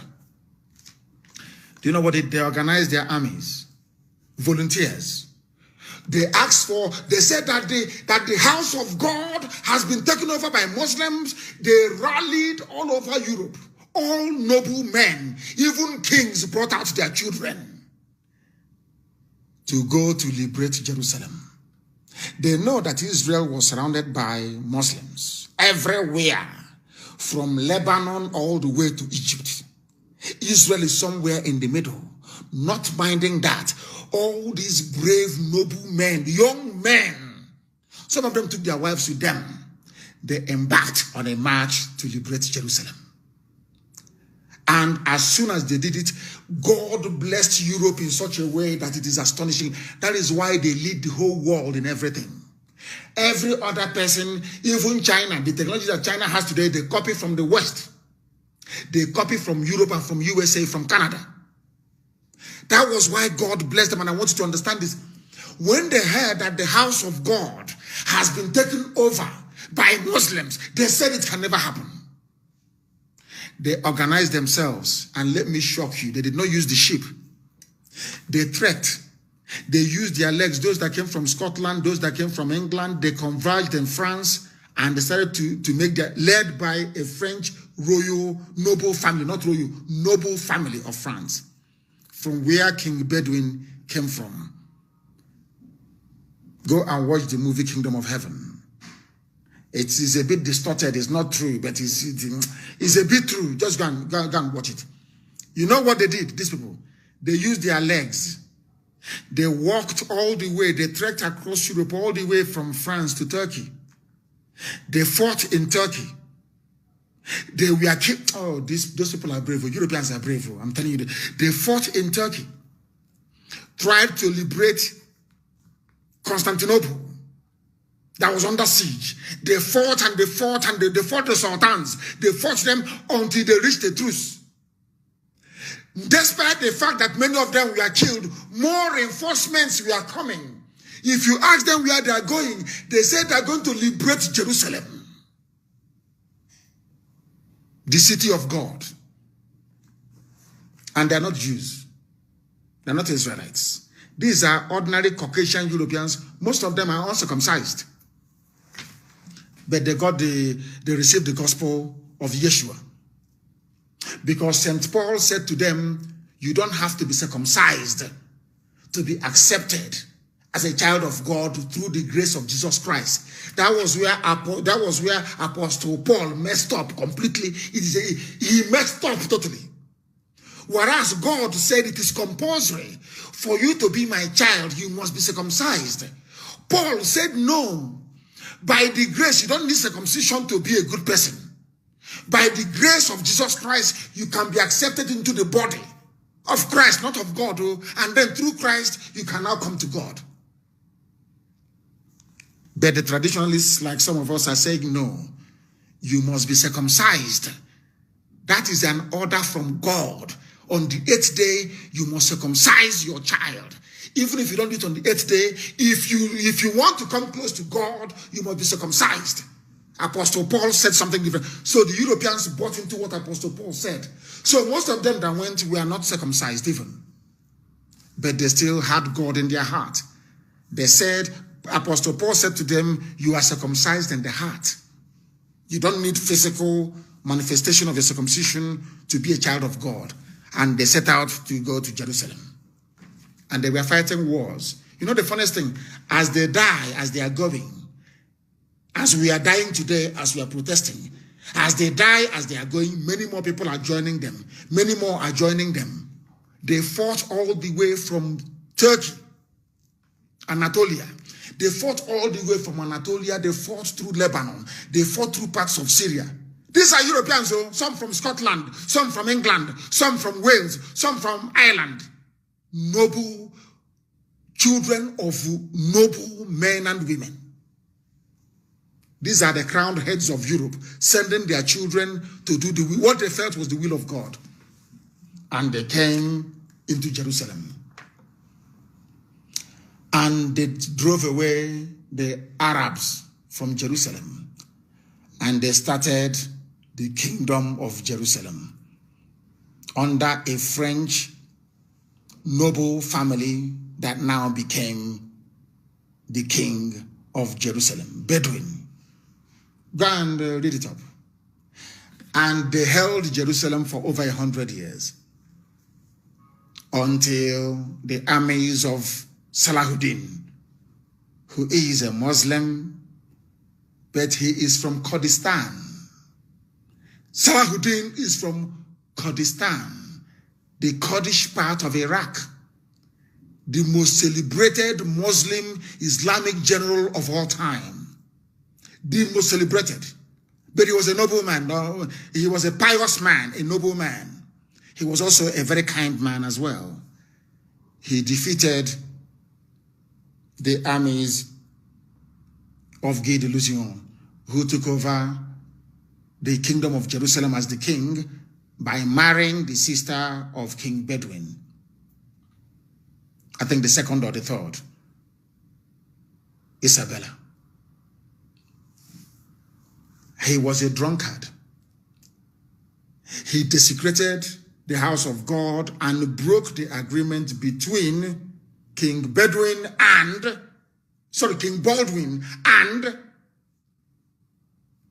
Salahuddin. And they lost Jerusalem. Richard the Lionheart, a king of England, conducted crusade after crusade to recapture Jerusalem. But he failed. They only managed to take Acre, a place called, that is how you get an acre of land. That was where the measurement acre came from. A-C-R-E, an acre of land. There is a place in the Holy Land called Acre.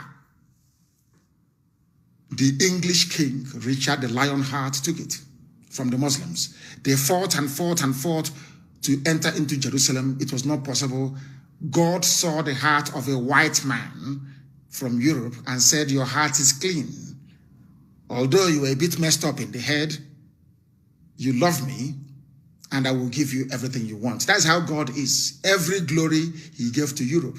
That is why Europe is ruling you today. That is why there is a white woman in Abuja called Katrina Lang, who is ruling 200 million black people. It's the grace of God upon white people over black people, because they risked and sacrificed their sons in order to reclaim Jerusalem for the glory of God and drive away Muslims. And now let me tell you something that happened as well. Because Salahuddin marched an Islamic army into the Holy Land of God. Now listen very carefully. Because he marched an Islamic army into the house of God, they went to the Temple of Solomon, rebuilt by King Herod, and they placed Islamic symbols inside the Temple of Solomon. God placed a curse on the people from which Salahuddin came from, Kurdistan. That is why today Kurdistan can never be a country forever and ever. They are divided into Turkey, into Syria, into Iraq, and also Iran. Together they are a very big nation, but divided they are nothing and they are very weak. That was the curse that God placed upon Salahuddin, forever taking over Jerusalem. Now you understand. Let us go to the line. The same way that God cursed Ogoniland because of Ken Saro-Wiwa for bringing division amongst his people. That is how God is. That is how Elohim works.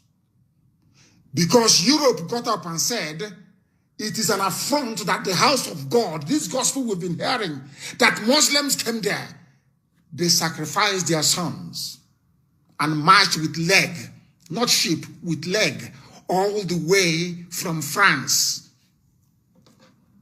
and Italy. Every European nation gave their sons, royalty, their noble sons, to go and fight. That was how the Knights Templars came about. The order of the Temple of Solomon. The Knights Templars. They bank you. Some of you will go to ATM today to go and withdraw money. They were the people that started banking. These are royalties, noble men from Europe. They rescued the Temple of Solomon from the Islamic hordes. And God blessed Europe because of that. Elohim blessed them. So when you wonder, oh, they are here, they conquer. When a white man now comes to your village, if he tells you to do anything, all of you will bow down immediately. Because the grace of God is upon white people. They sacrificed their sons to rescue Jerusalem from the Arabs. Now you understand, don't you? So in case you're wondering, why, you know that God looks into the hearts of men. The way Europe, you know, if you go to Europe, ask anybody living in Europe, every mile is a church or a cathedral. And when you see the building, you marvel. Come to Africa. People now worship God inside the poultry. They drive the chicken to one side. They bring up a table and they build a pulpit and they're talking rubbish. Is there any magnificent church that you have in Africa apart from the one built in Ivory Coast by Hofert Burney? Only one church stands out in all of Africa. A replica of St. Paul's Basilica in the capital of Côte d'Ivoire. Am I lying? If you come to your village, you see somebody going to a bacha with zinc, and they say they're praising God. They say that God said he doesn't dwell in buildings, talking rubbish. Go to Europe that is blessed by God. When you go to Notre Dame, you open your mouth and you'll be blown away. You go to St. Paul's Cathedral, the same thing. You go to New York, what is that Roman Catholic cathedral in New York? I've forgotten. I think it's Cathedral of All Saints. I don't know. You marvel. You go to the Coptic church, you marvel. You go to the Ethiopian church and you marvel. You come to West Africa and they're talking rubbish. Every idiot. They go to where if you run out of money, you drive away your goat and use the house of the goat. You say it is a house of God. Jesus is deliverance ministry. And I call you think God will love you. You're a hypocrite. You're a criminal. When you go to Europe that used to love God, you see the houses they built to God. Then you will know that they were genuine in their hearts. Because they said cleanliness is next to godliness. They made sure that the houses they built to God was pristine, very clean and neat. These are the things you need to know. And we have come to the end of our program this very morning. Fridays is our question and answer sessions, please. And then you should be able to call and we should take your calls and answer your questions as well. But not stupid ones like give us guns, give us this. In a revolution, nobody gives you a gun. You make your own guns because the revolution. If they see you with automatic weapons imported from abroad, they say you planned an insurgency. It is no longer spontaneous. The world only understand spontaneous uprising. They do not understand planned insurgency. Go through your history, please. I thank you all very much for listening this morning. I know we didn't take much of your calls, but what I can say to you is that on Friday, we are going to be live once again. But we'll be live again this evening, you know. I preach morning and night. I will try to sleep before this evening is upon us. Please, very, very important. We will reconvene 7 p.m. this evening. But with all the love in my heart and best wishes to those of you who are coming out today to protest and also those of you leaving the Army, the Navy, and the Air Force to come and join Nigerian youths in this revolution. With all the love in my heart, from me, from here, good morning.